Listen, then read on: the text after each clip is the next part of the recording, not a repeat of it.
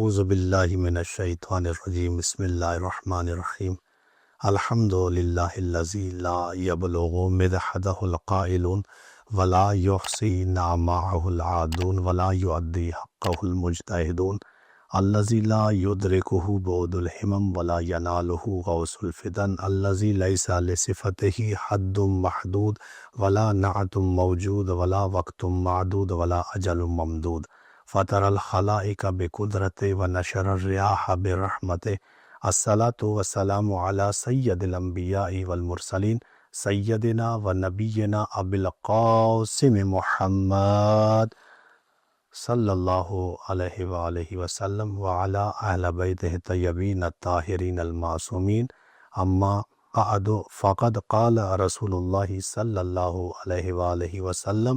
فقال ایھا الناس انہ قد اقبل الیکم شہر اللہ بالبرکۃ والرحمۃ والمغفرہ شہر هو عند اللہ افضل الشہور۔ الحمدللہ، تمام تعریفیں اللہ ہی کے لیے، درود و سلام محمد اور آل محمد پر کہ جس خالق کائنات نے ہمیں ایسا مہینہ عطا فرمایا کہ جو اتنی ساری چیزیں لے کر ہم تک پہنچا ہے۔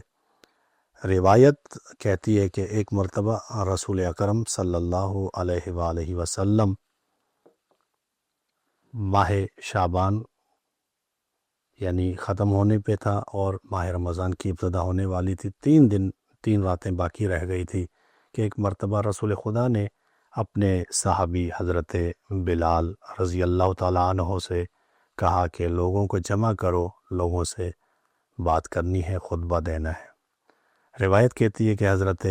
بلال نے ندا دی، لوگ جمع ہوئے، رسول اللہ منبر پر تشریف فرما ہوئے اور سب سے پہلے رسول اللہ نے اللہ کی حمد و ثنا کے بعد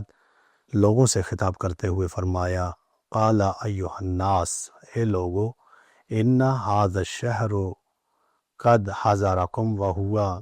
سید الشہور فیہ لیلۃ خیر من الف شہر تغلق فیہ ابواب تفتح فی النار ابواب الجنان فمن ادرکہ فلم یغفر لہ فعبدہ اللہ۔ رسول اللہ نے فرمایا، اے لوگو، بے شک وہ مہینہ جو تم پر سایہ فگن ہو چکا ہے، یعنی وہ مہینہ عنقریب تمہارے اوپر آ چکا ہے۔ کون سا مہینہ؟ فرمایا کہ وہ مہینہ کہ وہو سید الشہور، جو تمام مہینوں کا سردار مہینہ ہے، یعنی اللہ نے ماہ رمضان کو یہ فضیلت دی ہے کہ وہ تمام مہینوں کا سردار ہے۔ آگے فرمایا، لیلۃ خیر من الف شہر، اے لوگو، وہ جو مہینہ تمہارے اوپر آ چکا ہے اور وہ مہینہ جو تمام مہینوں کا سردار مہینہ ہے، اس مہینے میں ایک ایسی رات ہے جو 1000 مہینوں سے بہتر ہے۔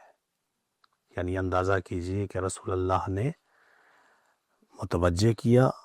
کہ یہ مہینہ، پورا مہینہ عبادت کا مہینہ ہے، یہ پورا مہینہ اللہ کے ساتھ راز و نیاز کا مہینہ ہے، مگر رسول اللہ نے فرمایا کہ اس مہینے میں ایک ایسی رات ہے کہ جو 1000 مہینوں سے بہتر ہے۔ پھر آگے فرمایا، تغلق فیہ ابواب النار، رسول اللہ نے فرمایا کہ اس مہینے میں جہنم کے دروازے بند کر دیے گئے۔ اور پھر آگے فرمایا، وَتَفَتَّحُ فِيهِ أَبْوَابِ الْجِنَانِ، اور اللہ نے جنت کے دروازوں کو کھول دیا ہے۔ یعنی کتنی خوش نصیبی ہے اس مومن کے لیے، اس مسلمان کے لیے کہ اللہ تبارک و تعالی نے جہنم کے دروازوں کو تو بند کر دیا، مگر مومنین کے لیے اللہ نے جنت کے دروازوں کو کھول دیا۔ اور پھر آگے فرمایا کہ یہ وہ مہینہ کہ جس میں اللہ نے جنت کے دروازے کھول دیے، جہنم کے دروازے بند کر دیے ہیں، تو اللہ کے رسول فرماتے ہیں کہ جو اس مہینے کو پائے، یعنی جو اس مہینے کو درک کرے، جو اس مہینے کو پائے، حاصل کرے، وہ مہینہ اسے نصیب ہو جائے تو اس کی مغفرت نہ ہو، یعنی وہ اس مہینے کو ایسے ہی بسر کرے جیسے ایک عام مہینہ گزر جاتا ہے، نہ نماز کی پابندی کرے، نہ روزے کی پابندی کرے،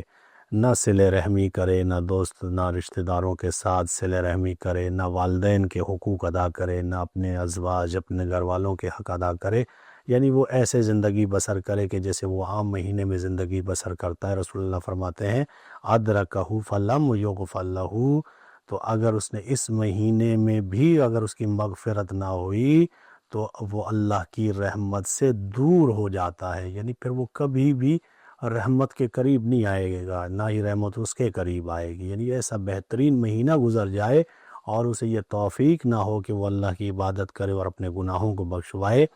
اور یہ روزے کی یعنی امیر المومنین نے پوری عبادت کا فلسفہ بیان کرتے ہوئے کہ جب روزے کی بات تک پہنچے تو نہج البلاغہ میں امیر المومنین امام علی بن ابی طالب علیہ السلام فرماتے ہیں وَالصِّيَامَ ابْتِلَاءً لِإِخْلَاصِ الْخَلْقِ، یعنی امام نے ہر عبادت کا فلسفہ بیان کیا کہ نماز کیوں واجب ہے، جہاد کیوں واجب ہے، زکوٰۃ کیوں واجب ہے، حج کیوں واجب ہے، مگر روزے کے حوالے سے امیر المومنین نے یہ جملہ فرمایا وَالصِّيَامَ ابْتِلَاءً لِإِخْلَاصِ الْخَلْقِ، مولا فرماتے ہیں کہ روزے کو مخلوق کے اخلاص کے آزمانے کے لیے اللہ نے فرض کیا۔ یعنی اللہ چاہتا ہے کہ مخلوق کا اخلاص دیکھا جائے کہ مومن ایک مخلوق اخلاص میں کتنی آگے بڑھ چکی ہے، اس کا اخلاص کیا ہے، تو اسی لیے اللہ نے اس روزے کو واجب قرار دیا۔ اور اسی سلسلے میں طویل خطبہ رسول اللہ نے خطبہ شعبانیہ کے نام سے جو دیا، جس میں میں نے سرنامِ کلام میں اس خطبے کو تلاوت کیا کہ جب رسول اللہ نے یہ خطبہ دیا تو اس میں یہ بھی فرمایا ایھا الناس، اے لوگو، انہ قد اقبل الیکم شہر اللہ، اے لوگو تمہاری طرف رحمتوں اور آگے فرمایا بالبرکۃ والرحمۃ والمغفرہ، اے لوگو تمہاری طرف آ چکا ہے مہینہ، کون سا؟ وہ مہینہ کہ جو رحمت برکت کا مہینہ ہے، جو رحمت کا مہینہ ہے، جو مغفرت کا مہینہ ہے۔ اور پھر فرمایا کہ یہ وہ مہینہ ہے جو شہر ہوا عند اللہ، یہ اللہ کے نزدیک ماہ رمضان جو ہے افضل الشہور، یعنی سب سے افضل ترین مہینہ ماہ رمضان ہے۔ ایک چیز کی وضاحت کروں گا، ہمارے معاشرے میں ایک چارٹ بنتا ہے، ایک یعنی نقشہ سحر و افطار بنتا ہے، تو اس میں یہ عشرے لکھ دیے جاتے ہیں، اس پہ میں تھوڑی گفتگو کروں گا کہ وہ مثال کے طور پہ لکھ دیتے ہیں کہ پہلا عشرہ جو ہے وہ برکت کا ہے، دوسرا رحمت کا ہے، تیسرا مغفرت کا ہے۔ تو لوگ یہ سوچتے ہیں کہ بس یہ مخصوص ہو گیا، خاص ہو گیا کہ پہلے عشرے میں برکت ہی ملے گی، دوسرے میں ہمیں رحمت ملے گی، تیسرے میں مغفرت ملے گی، جبکہ ایسا نہیں ہے۔ رسول اللہ نے 3 عشرے نہیں گنوائے، بلکہ رسول اللہ نے فرمایا کہ یہ وہ مہینہ ہے کہ جو اپنے ساتھ بالبرکت والرحمت والمغفرہ، یعنی یہ تینوں چیزیں لے کر آ رہا ہے۔ یعنی پہلی رمضان میں آپ کو برکت بھی ملے گی، پہلی رمضان میں آپ کو رحمت خدا بھی ملے گی، پہلی ماہ رمضان میں آپ کو مغفرت بھی ملے گی، اسی طرح آخری ماہ رمضان میں برکت، رحمت اور مغفرت ملے گی۔ اب ایسا نہیں ہے کہ آپ نے 3 عشرے بنا دیے، لکھ دیا کہ یہ برکت ہے، یہ رحمت ہے، یہ مغفرت ہے، تو لوگ اسی انداز میں عبادت کر رہے ہوتے ہیں، بلکہ ہمیں ماہ رمضان کو، پورے ماہ رمضان کو اس عبادت کو عبادت سمجھ کے انجام دینا چاہیے کہ یہ مہینہ برکت، رحمت اور مغفرت کا مہینہ ہے، اور ہمیں ان ایام میں اللہ کو راضی کرنا ہے۔ اور اسی دعا کے ساتھ اللہ تعالی ہمیں ماہ رمضان کی رحمتیں، برکتیں اور مغفرتیں طلب کرنے کی توفیق عنایت فرمائے، اور اللہ تعالی ہمیں اپنے قریب سے قریب تر ہونے کی توفیق عنایت فرمائے۔ اسی دعا کے ساتھ انشاءاللہ تعالی آگے گفتگو انشاءاللہ رہے گی۔ والسلام علیکم ورحمۃ اللہ وبرکاتہ۔